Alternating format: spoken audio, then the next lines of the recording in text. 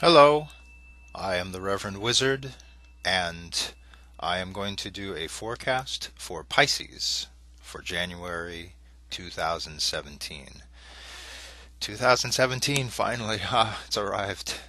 I know 2016, that was a hard year, and I know as a Pisces, I'm not a Pisces, but you as a Pisces, it's like you're very sensitive, and that sensitivity was was tested to the max there in 2016. So I'm going to choose three cards to just kind of look at the beginning of the year, see what the energies are saying.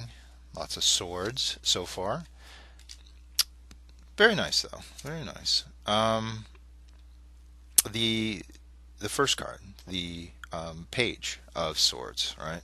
The Page of Swords is a card of communication, right? It's about being the messenger and and making sure that the message that you deliver, right, is coming from an authentic place and that it is as clear as you can make it.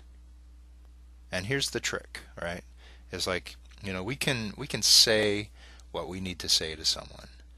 And when they speak back to us, are we hearing what they're saying, right? In order for our communications to be as effective as possible,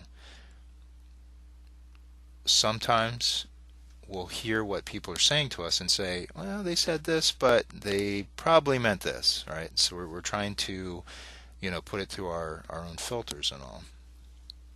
And I think it's important, right? I mean, when this card comes up, it is important to actually hear what someone else is saying to us, right? And to not apply it through our own filters too heavily, right? Because it's about clarity again, and speaking from a place of honesty. And the second card that comes up energetically, right? The Five of Swords. I like to see that card as a card of power for the moment, right? If if one's path forward is not fully clear, if every like piece is not in place, right? It's important to not like get too upset in your head, right? And say, well, before I go forward, everything has to be in place and everything has to, be a certain way, right? Because sometimes if it's important just to, when we have that desire to move forward, is to look for the first opportunity, right? It's almost like you know crossing a creek or so, and sometimes all you have are just stones, right? And by stepping out onto the first stone, that brings you second or closer to a second stone to be able to access. And sometimes we need to just trust that if we're not seeing a second stone in our life, that by going out on the first stone, that we will create an opportunity for the second stone to arise there, that we can keep crossing, and so it becomes a card of power for the moment, right? And so it's very much about trusting in your own intuitive powers. And Pisces, you have a lot of deep intuition, moving forward in a way that opens up opportunities, right? Um, I mean, this third card, the Nine of Pentacles, that's an important aspect, because that is a card of standing resolute, of not wanting to repeat the past.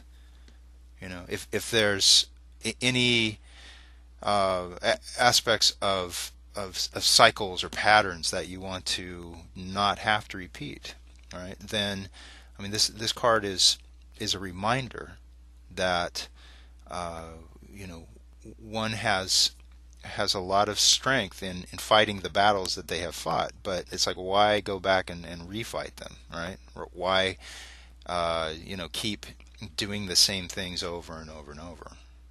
It's about moving forward and knowing that you are on a trajectory to complete a cycle, right? It's like with the Nine of Wands, it's like you're almost to the end of the cycle, and you can like start a new one, but at a higher level. That's the goal, is to um, again make sure that you're not just in a rut, in your life, that you're moving forward in an intuitive manner, but also a manner that you're clear about your own intentions for yourself, your own goals, your own spiritual path there. So again, clear communication. This is key at this time, right? And and knowing that you're not wanting to go back, right? Like you're to backtrack in your life. That you're moving forward. You are moving forward. All right. So I hope this has been of service to you. I am the Reverend Wizard, and all my very best for 2017.